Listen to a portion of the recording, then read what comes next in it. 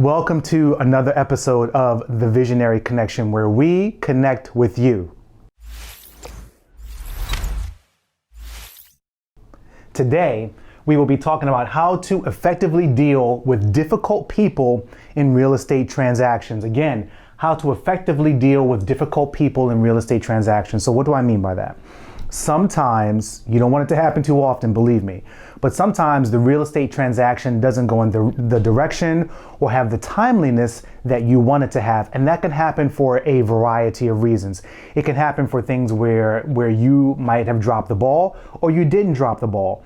An appraisal came in low, there's a title issue, something happened that is causing a particular transaction or a purchase to close late, okay? So what happens during that process? Typically, the listing agent and the seller will become very angry. Number one, they lose confidence. Number two, and there's a lot of issues that happen as a result of that. So how do you effectively deal with that? Number one, always with honesty. Always with honesty. So when you're talking to a listing agent, you're talking to a seller, you're talking to a title company or anyone who has a vested interest in this transaction, you don't want to give too much information and dump everything because they really don't care. You want to give only the relevant pieces of information, but you always want to be honest and forthright. I cannot emphasize that enough. Why? Because if you're not, and it ends up showing that you lied or you gave a mistruth or something like that, that's going to make the situation much worse. Always in these situations, you want to do one thing properly, and that's just simply communicate. People want to know what's going on. Always be honest. Number two, without timidity, okay? So you don't want to be arrogant and you don't want to be overconfident, but you don't want to be timid either. You want to be very confident in what you're sharing because you understand the information that's going on as a part of the transaction. You don't want to be a doormat, and again, you don't want to be a bully, right? The whole point of this is to make sure that you're making a connection between yourself and the other side of the transaction. That's extremely important. Number three, take the high road, okay? So you always want to be professional. Always be professional. Never insult. Never use profanity. Don't use demeaning language, okay? Look, I've had that done to me, and I'll be honest, and it's not cool. If you have realtors on the line yelling and screaming and cursing and this and that and the other, I understand that they may be getting it from a seller or they may care about it themselves. They want that loan to close. They want to get paid. Let's just be honest about it, okay? But there's no reason to be demeaning. There's no reason to use profanity, okay, at all. You always want to be professional and take the high road, okay? As a mortgage loan officer, it is extremely important to me that I'm always honest and forthright, that I'm always very detailed in what I do. There are times, not often, but there are times when the transaction has to be pushed forward a day, two, or a few days for a specific reason. The most important thing is to keep the eye on the big picture, okay? The seller is eventually going to close, the buyer is going to close, everyone is going to be happy, okay? But if there's a lot of noise and static that's going on in between that, then it takes away from the loan officer's ability to focus and get the job done.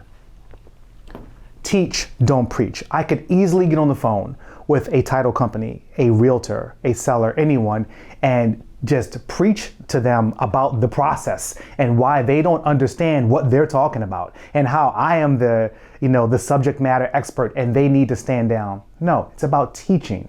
A lot of times, unfortunately, there are realtors out there who don't fully understand the mortgage process. So it's our job to teach what the mortgage process is, okay? At the same time, it's not a license for me to sit back and to not take responsibility. It is very important, if you are a professional, to take full ownership.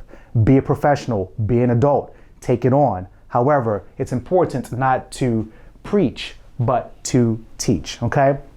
Now, be tactful without large gaps in time. What does that mean? What does that mean? When you're tactful, you are learning how to communicate.